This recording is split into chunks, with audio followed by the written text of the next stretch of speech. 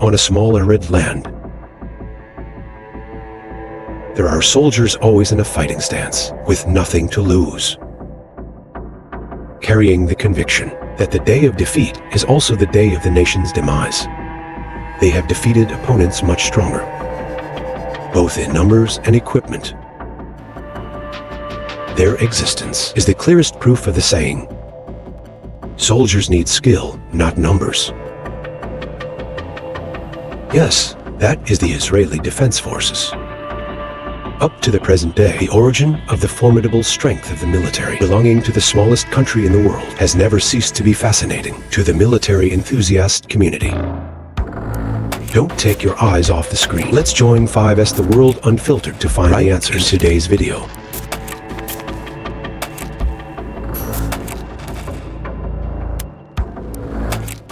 Indeed, the combat capabilities of the Israeli Defense Forces has never been magnified.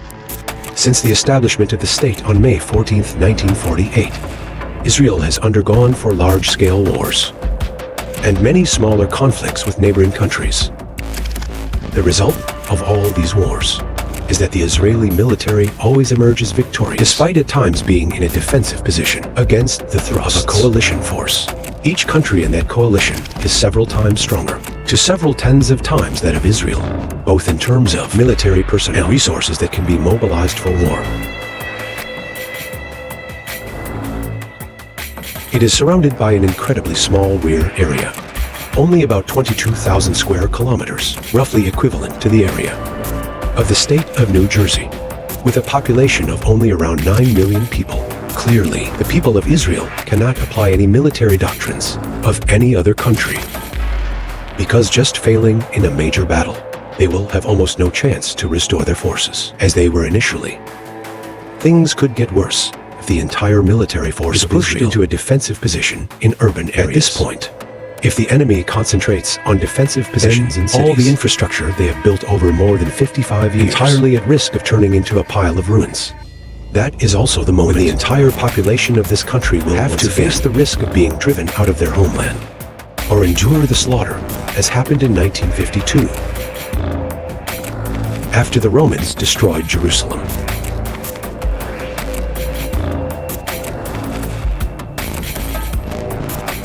But unlike other powerful, yet geographically limited and historically restricted resources, such as the Swedish Empire or the Prussian Empire, often applied the concept of using offense as a defense was by continuously launching campaigns of conquest, incessantly draining the nation's resources.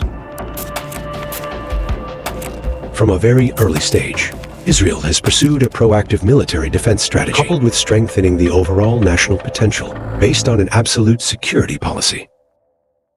Under this, the State of Israel has focused on building a robust defense industry foundation by focusing on research, developing high technology, then applying the results to the defense industry. At the same time, continuously conducting military activities, gradually weakening the surrounding enemies. But instead of investing in widespread development in all areas, Israel is focused on developing essential weapon systems to increase deterrent capability that cannot be obtained from other sources, and the domestic production cost must be lower than imports. Military theory. In strategic theory, Israel Defense Forces is early warning and defense deterrence. It emphasizes early warning and defensive proactively take the initiative and plan quick adaptive actions with a high adaptability. The defense forces of Israel often emphasize the need to build a main army with highly disciplined and versatile warriors to achieve defense goals, actively in all 4 dimensions: on land, at sea, in the air, and in cyberspace, to achieve the highest combat effectiveness possible in a limited time.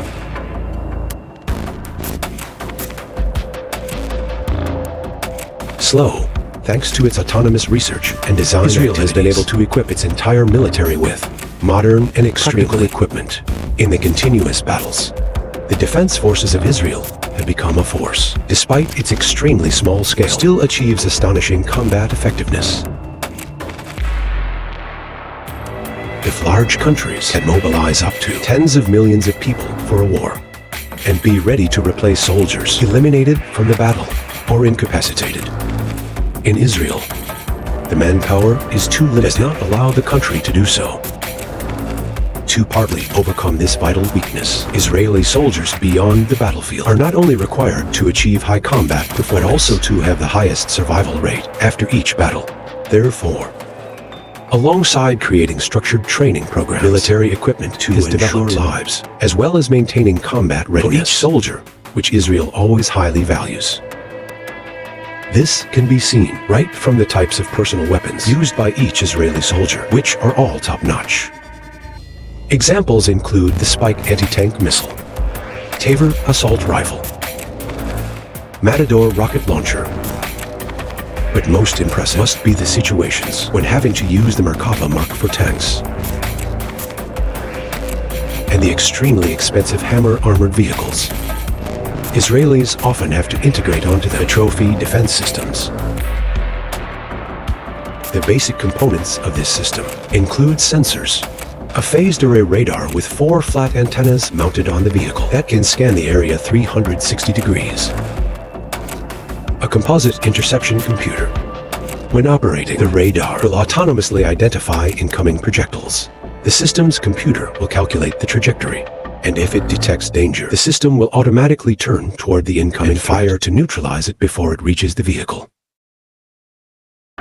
Thanks to this unique defense method, the trophy system is believed to be able to deal with even the most advanced air-to-ground missiles today, including the Russian Atgum Kornet.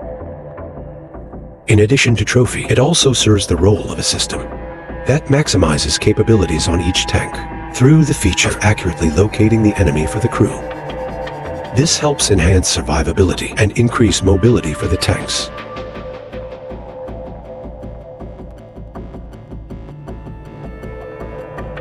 However, relying solely on advanced armored forces, Israel surely cannot ensure the safety of Israeli territory against mobile artillery units from hostile forces constantly encircling the territory. This is also when the final stage defensive shield systems, such as the renowned Iron Dome, truly come into play. Indeed, with agreements with other missile defense systems, especially the Iron Dome, these systems will form an air defense shield, turning Israel's territory with multiple layers of defense lines. Also, thanks to these air defense systems, Israel can ensure the integrity of almost the entire infrastructure of the rear support against missile attacks, such as scattered artillery rocket attacks and concentrated artillery attacks of rebel forces such as Hamas, Hezbollah appearing all around the territory of Israel, creating stunning missile interception displays illuminating the Israeli sky.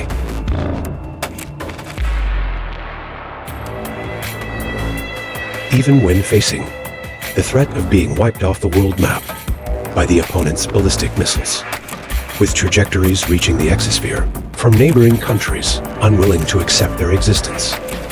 Israel also has its own David sling systems, with a uniquely designed nose resembling a dolphin's head, specifically designed to intercept various types of medium-range ballistic missiles, and an altitude of 75 kilometers using HIT to kill kinetic energy. In Israel's air defense lineup, these missiles serve as a shield for emergency support in case the opponent's ballistic missiles might penetrate layers of defense in the air defense missile system. The high-altitude MIM-104 Patriot system from the United States, along with missile interception for medium-range ballistic missiles, is believed to have the capability to intercept various ballistic missiles with a range of up to 2,000 kilometers, clearly possessing a range of defense layers. Of multi-layered missiles like this will make any adversary pay a hefty price if they dare to deploy lightning-fast attacks from the air into the territory of Israel, but no matter how advanced they are. The principle of using defensive missiles to intercept the incoming missiles of these shields is extremely costly, with a unit cost of over $1 million for one interception missile from the David sling system. Meanwhile, the territory of Israel lacks the space to allow them the ability to evacuate production facilities and manpower to a safe place before the enemy's firepower. In fact, this also poses an extremely challenging problem for the Israeli military, having to ensure that the opponent's missiles are constantly intercepted, continuously preventing them from reaching vulnerable critical infrastructure networks, but also avoid the situation where the missile defense source is depleted, to the point where there is no reserve missile source to continue maintaining the battlefield. This is also why the Air Force always holds a particularly important position in military strategies, considered a trump card, enabling the entire military forces to quickly end the war.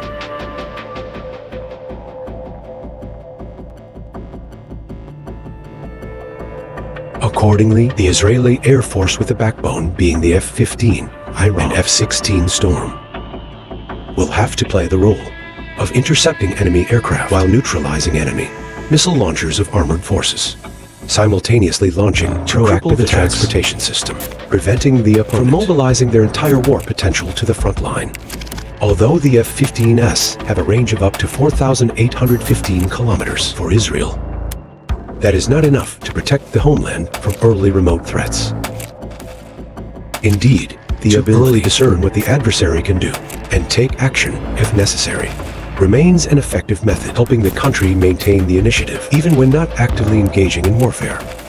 That is also the mission placed on the shoulders of the Research, Intelligence, and Special Operations, with its mysterious, swift, accurate, and ruthless style. This force has succeeded in carrying out retaliatory missions of a scale befitting the largest nations of the 20th century, from pursuing Nazi war criminals to the Operation Entebbe, with the dual objective of both retaliating against terrorists and punishing members of the Palestinian Liberation Movement. Indeed, remarkable and astonishing degree in Mossad's missions has truly made many Arab countries fearful, to the extent that they had to request Palestine to cease support for attacks against Israel.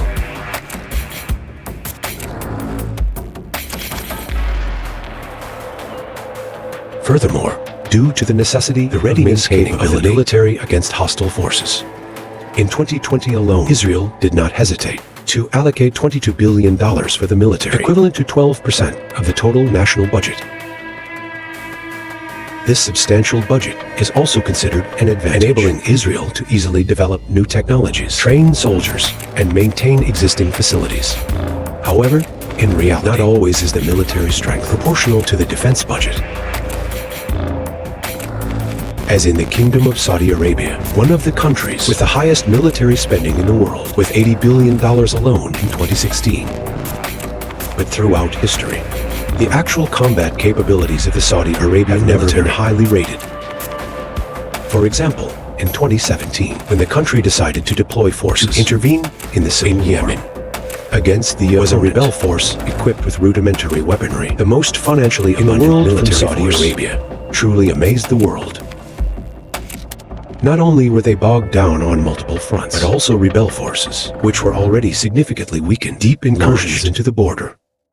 A series of the latest weapons from Saudi Arabia were shot, damaged, or completely destroyed, resulting in a significant number of casualties rarely seen in world history, and absolutely never occurred with the Israeli army. More than anyone, the Israelis understand very well that no matter how modern the weapons are, the fighting spirit and the combat proficiency of each soldier remain decisive factors. While in many Western countries, people see the concept of a nation as a political and the survival of the nation only worth the attention of the people when it is associated with inseparable benefits for themselves. In Israel, this country cannot accept the scenario of the land being filled with those willing to leave the country for their own interests or to act as agents for the enemy. So it's not hard to understand why anyone, especially those who love history, can be seen in the selection process and training of Israeli soldiers surprisingly similar to the methods that have been used to create highly skilled, loyal armies in history. Accordingly, alongside the rigorous training with a large number of the world's most live-fire exercises, Israeli soldiers are always reminded that they are not allowed to lose any battle, and only failing in a war will endanger the entire property of friends, relatives, and their families will certainly be at risk. As in Vietnam, the Israeli government does not forget to remind its warriors that they must always be determined to use all diplomatic means possible to avoid falling into armed conflicts. According to Israeli law, 3 times a year, every citizen, regardless of gender, must fulfill military service obligations at the age of 18, with an average duration of 30 months for males and 24 months for females. Israel is also one of the few countries in the world that imposes mandatory military service on women. Even within the military service law, Israel also emphasizes gender equality, stating that women have equal rights to men in any role within the Israel Defense Forces. So, every year, more than 90% of men and 50% of women within the eligible age group are conscripted after completing their service, citizens to the reserve system. Every year, they still have to participate in training several weeks. This system will end when men reach the age of 51 and women 38. So, with a population of only about 9, the number of those eligible to serve in the Israel Defense Force is over 3 million people. Only a few are exempt, based on considerations such as religion, physical, and mental conditions. Not only through the extremely strict and flexible military service system, Israelis are also known for the close coordination between education and military development. Even efforts are made to identify high school students with the potential to participate in the military. The state actively nurtures individuals up to university level, including master's and even PhD. Instead of serving in the military for the standard 3 years, these outstanding individuals may continuously in the military for 6 to 9 years, affected by policies that combine military service and education to the extent that, in many cases, a person's military service history is sometimes considered more important than their academic history. So, although there aren't as many specialized or selective classes other countries, as in some, Israel still has a total of 8 universities and 27 colleges, 4 of which are ranked among the top 150 universities in the world. Israel is also currently considered to have men and scientists per capita larger than any other country in the world. In addition, this practical and flexible personnel cultivation also allows the Israeli state to efficiently harness the talents of each individual in society and serve the military, from officer arrangements, professional soldiers to military units, to recruiting excellent technical staff and prolific scientists for defense projects, all to create a strong Israel with a small but resilient military, combat-ready and among the most advanced in the world.